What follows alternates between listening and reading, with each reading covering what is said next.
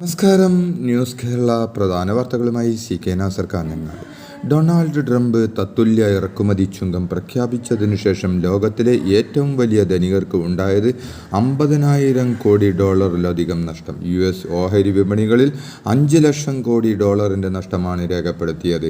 $302 billion Elon മാസ്കിൻ്റെ ആസ്തി കുറഞ്ഞു. $130 billion നഷ്ടമാണ് മാസ്കിന് ഉണ്ടായത്. ആമസോൺ സ്ഥാപകൻ ജെഫ് ബെസോസിനാണ് രണ്ടാമത്തെ വലിയ നഷ്ടം. ആസ്തി $45.2 ബില്യൺ കുറഞ്ഞ് $193 ബില്യൺ ആൽഫബെറ്റ് സഹസ്ഥാപകൻ ലാറി പേജിന് $34.6 ബില്യൺ നഷ്ടമായത്.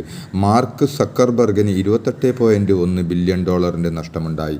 ഓഹരി വിപണിയിലെ വൻ ഇടിവ് മൂലം മുകേഷ് അംബാനി, ഗൗതം അംബാനി, സാവിത്രി ജിൻഡാലും കുടുംബവും, ശിവ് നാടാർ തുടങ്ങിയവരുടെ മൊത്തം ആസ്തിയിൽ $1.030 കോടി നഷ്ടമാണ് ഉണ്ടായത്. ഇന്ത്യയിലെ ഏറ്റവും ധനികനായ വ്യക്തിയായ മുകേഷ് അംബാനിയുടെ ആസ്തി $3.6 ബില്യൺ കുറഞ്ഞ് $87.7 ബില്യൺ ലെത്തി. രണ്ടാമത്തെ ധനികനായ ഗൗതം അദാനിയുടെ ആസ്തി $3 ബില്യൺ കുറഞ്ഞ് $57.3 ബില്യൺ ആയി. മൂന്നാം സ്ഥാനത്തും ആഗോളതലത്തിൽ 45-ാം സ്ഥാനത്തുമുള്ള സാവിത്രി ജിൻഡാലും കുടുംബവും ആസ്തിയിൽ $2 ബില്യൺ നഷ്ടം നേരിട്ടു. അവരുടെ ആസ്തി $33.9 ബില്യൺ ആയി കുറഞ്ഞു. ശിവ് നാടാറിൻ്റെ ആസ്തി $1.5 ബില്യൺ കുറഞ്ഞ് $30.9 ബില്യൺ ആയി. പ്രതിഷേധങ്ങൾക്കിടയിലും ചൈനയ്ക്കെതിരെ 50% അധിക നികുതി കൂടി പ്രഖ്യാപിച്ച് US പ്രസിഡന്റ് ഡൊണാൾഡ് ട്രംപ്. 2 ദിവസം മുമ്പാണ് US ഉൽപ്പന്നങ്ങൾക്ക് 34% നികുതി ചൈന പ്രഖ്യാപിച്ചത്.